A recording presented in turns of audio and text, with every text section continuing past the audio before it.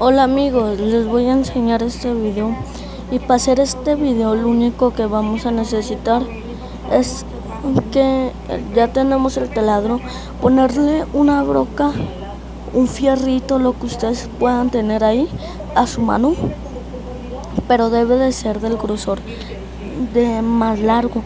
Y si el eje del motor está chiquito, les recomiendo que le pongan la varillita. En este caso el mío no la tenía tan larga y ese fue el que lo quise hacer.